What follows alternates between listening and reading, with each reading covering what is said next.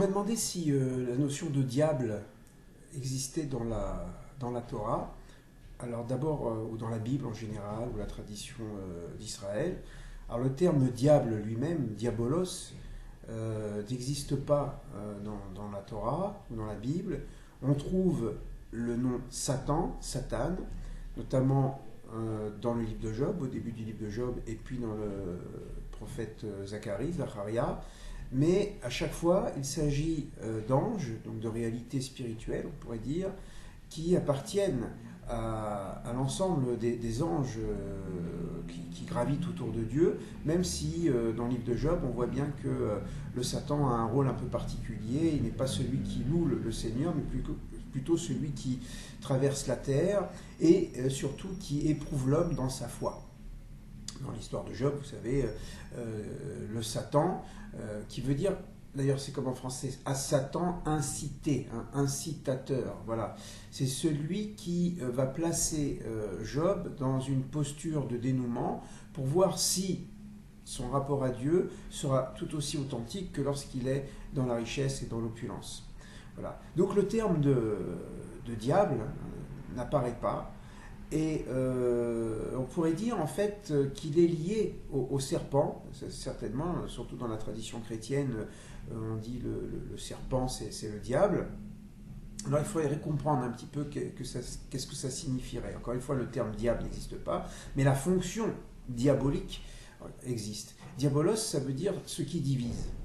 Or justement, le rôle du Nachash, du serpent, dans le 3e chapitre de la Genèse, c'est justement le rôle de diviseur. Alors, on va essayer de comprendre.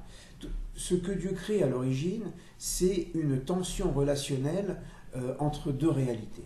La première lettre de la Torah, c'est la lettre Bet, B, voilà, qui a une valeur numérique de 2. Donc, dès le départ, il y a la création d'une dualité qui est une tension relationnelle. Dieu crée le ciel, Shamaim, Ve'aretz, et la terre.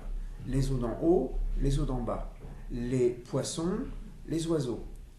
Et puis l'homme, pour le 6e jour, ce que la Bible appelle le 6e jour, est créé d'abord tout seul. Il est androgyne, androgynos, comme dit Rashi, c'est-à-dire qu'il possède en lui le masculin et le féminin. Et cette réalité, disons, non dissociée, est appelé par la Torah l'otov. Ce n'est pas bien. Pour chaque jour de la création, il y a marqué tov, tov, tov. Bon, sauf le 2e jour, mais c'est répété 2 fois le 3e jour. Donc c'est bien, ça veut dire c'est viable. C'est viable. Et ce qui n'est pas viable, c'est que l'homme soit à la fois masculin et féminin. Et le texte dit l'otov yot adam levado. Il n'est pas bon que l'homme soit seul. C'est marqué dans le 2e chapitre à 2 reprises. Une fois c'est Dieu qui le dit, une autre fois c'est Adam qui fait le constat. Une fois qu'il a nommé les animaux, qu'il n'est pas bon que l'homme soit seul. Alors qu'est-ce que Dieu va faire ? Il va séparer la partie féminine de la partie masculine de l'homme. Et donc il y a le féminin et le masculin. Le féminin et le masculin vont être placés l'un vis-à-vis de l'autre, Ezer Kenegdo, un compagnon en vis-à-vis d'eux. J'ai déjà expliqué, je crois par ailleurs, que Kenegdo, ça veut dire, non pas seulement vis-à-vis, mais ça veut dire à portée de dialogue, puisque nagod, c'est le verbe léagid, raconter, faire récit. Il s'agit de se positionner l'un par rapport à l'autre pour faire le récit, pour construire son récit, pour se construire soi-même et se construire à Dieu, et se construire par rapport à deux, et aussi se construire par rapport à Dieu. Donc en fait, c'est toujours ce triptyque, Dieu, l'un et l'autre. Dieu, le masculin et le féminin. Et cette tension, en quelque sorte relationnelle, est entendue comme une bénédiction. C'est-à-dire que l'un est situé par rapport à l'autre, l'un gardien de l'autre. Or, quelle est la fonction du serpent ici ? C'est de séparer cette relation entre l'homme et la femme, qui serait justement ce dialogue fécond, à la fois de donner les enfants, mais aussi de se construire l'un l'autre.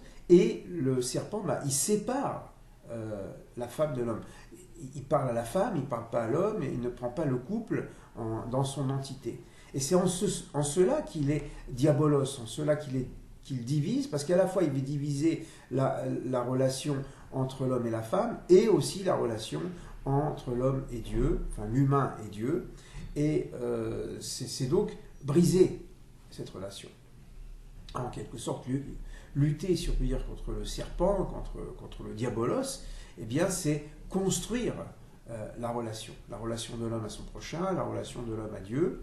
Et c'est un petit peu tout le thème de l'histoire. Hein. Qu'est-ce que c'est que le messianisme d'Israël? C'est construire une fraternité, c'est établir le lien d'un homme à son prochain, l'homme et la femme, un peuple par rapport à un autre, et tout cela sous le regard, la protection, la bénédiction, la grâce de Dieu.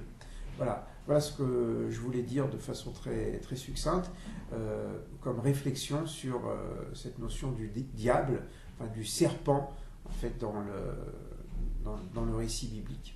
Voilà, à très bientôt, au revoir.